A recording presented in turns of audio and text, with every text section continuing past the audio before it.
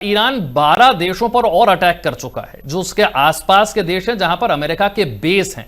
America के base के नाम पर ईरान इन देशों पर अटैक किए जा रहा है और लोग हैरान हो रहे हैं कितने सारे देश इसमें ऑलरेडी शामिल हो चुके हैं।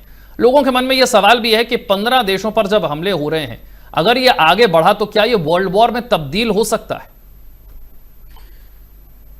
विशाल, यहाँ पे मैं कुछ और कहना चाहूंगा। वर्ल्ड वॉर ऑलरेडी फरवरी 2022 से शुरू हो चुकी है, थर्ड वर्ल्ड वॉर।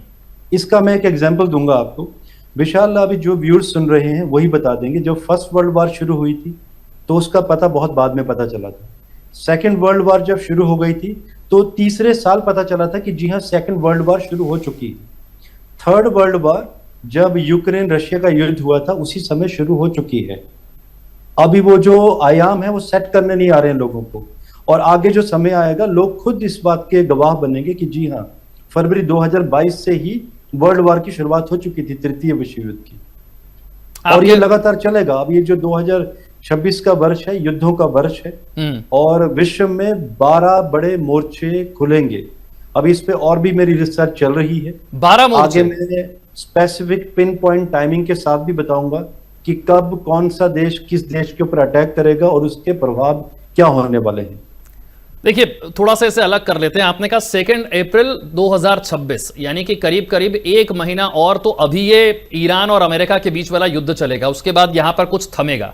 लेकिन आप ये भी कह रहे हैं कि वर्ल्ड वॉर जो 3 है उसकी शुरुआत हो चुकी है, 12 अलग अलग मोर्चे खुलने जा रहे हैं। अब मेरा इंटरेस्ट यह है कि क्या इन 12 मोर्चों में भारत का भी नाम है?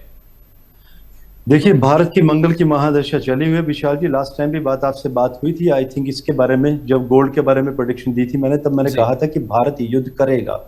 कोई भारत को उतारे या ना उतारे, भारत खुद युद्ध में इस बार उतरने वाला है।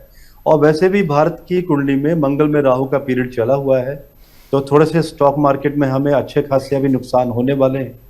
अर्थव्यवस्था में डाउनफॉल होगा हमारी। और इसके देखिए, ये 6 फरवरी से अंतर्दशा राहु की शुरू हुई है। सूर्य के नक्षत्र का राहु है। अथॉरिटेटिव मोड में भारत रहेगा, किसी की सुनेगा नहीं।